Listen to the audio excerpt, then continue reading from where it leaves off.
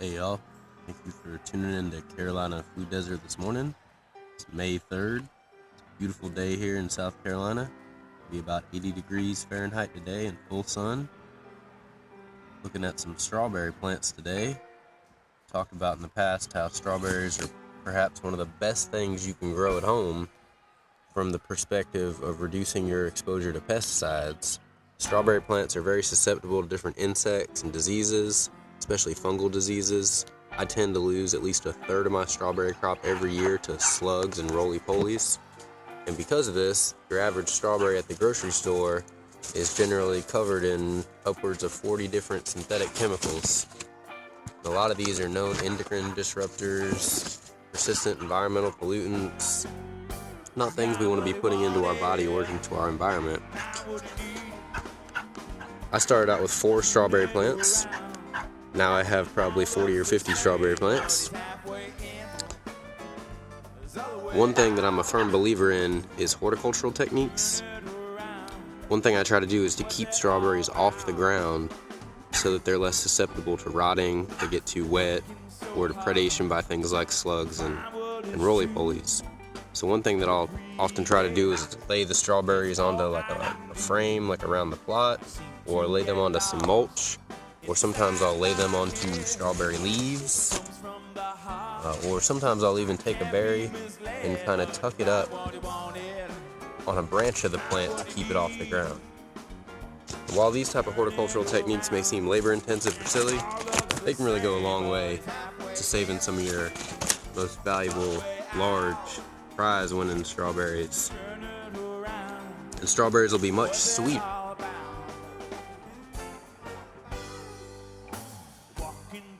Strawberries will generally be much sweeter if you let them ripen on the vine.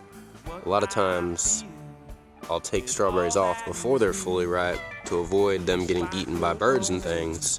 But if you can find a way to keep the strawberry off the ground, propping it up on something, and let it vine ripen, it'll be one of the sweetest strawberries you've ever tasted. Of my 40 or 50 strawberry plants, I had one plant last year that was just outstandingly productive. And you can see this plant here, again this year, looks like I'm going to get 20 or 30 berries off this one plant. Very interesting. And then the plant next to it has no berries on it this year and is just sending out a lot of stolons for vegetative propagation. And what you can do is guide some of those stolons into, good soil or even into small containers, and you can exponentially increase the number of strawberry plants you have in your garden in a relatively short amount of time. In addition to all the strawberries we're picking today, we also have to pick peas again today. We just picked peas yesterday. It's almost like that movie Groundhog Day.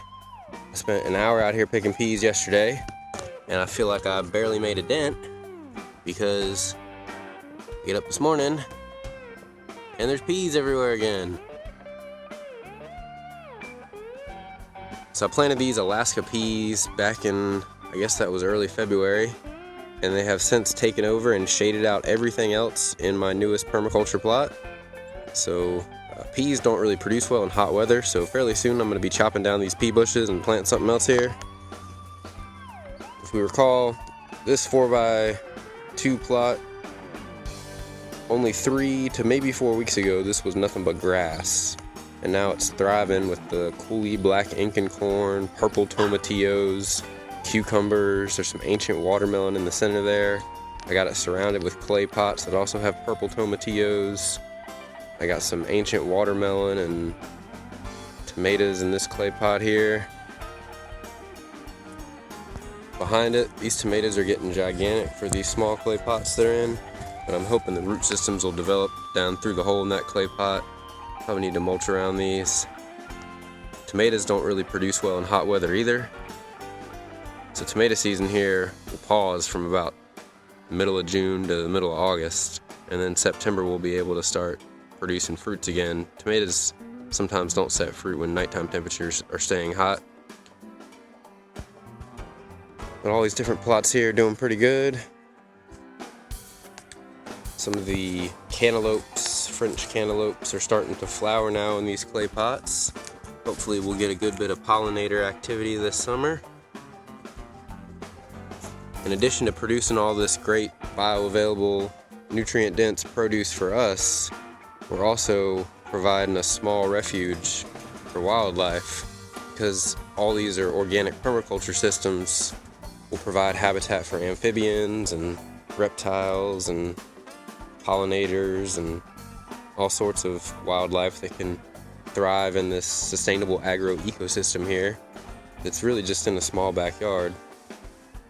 You know, we got everything out here from fruit trees to perennial fruit plants, annual fruit plants. We got lots of legumes, and we have, you know, various flowering herbaceous plants and herbs and mints and all sorts of things. So it really is a sustainable agro ecosystem.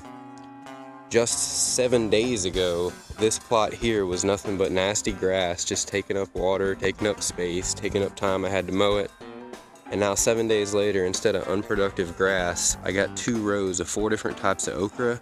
I got the Bowling Colorado red okra, the orange Jing okra, the Louisiana green velvet, and the Clemson spineless. Also got one of the ancient watermelon plants coming up in the center there. And we planted a couple purple jalapenos at the edges. Heavy mulch around there.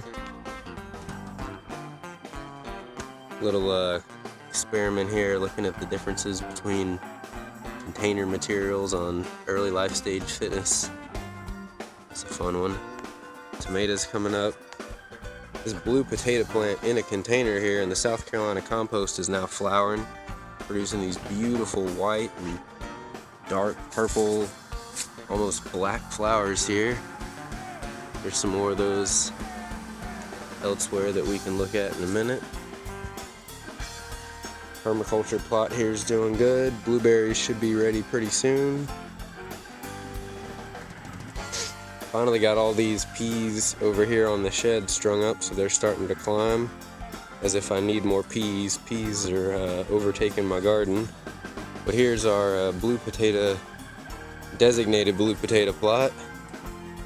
You can see most of these here are putting on flowers. I've been mulching around these and adding compost and hilling them up, cow manure. Look at those beautiful flowers there. Generally, when the potato plants start to produce flowers, you can begin to harvest what they call new potatoes if you want to, which are going to be close to the surface, smaller, more succulent, more tender. Or you can wait until the plants complete their life cycle, die back, and then harvest the mature tubers, and you'll enjoy heavier yields that way. I'm probably going to do a little bit of both this year. Well, I got plenty of work to do for prepare for dinner today, and I'm not spending too much time out here this morning because it reeks. I put down some Alaska fish emulsion yesterday, and 2 tablespoons of Alaska fish emulsion dissolved in water caused a more wretched stench in my backyard than 300 pounds of cow manure. But hopefully the plants are going to be thriving with the combination of all the different organic soil amendments I put out here. I'm picking this kale today for dinner. I got all these plants growing in my compost pile that I don't really want in my compost pile, so I'm probably going to pick most of these for dinner. Got some volunteer mustard, some volunteer kale, and oddly enough, a volunteer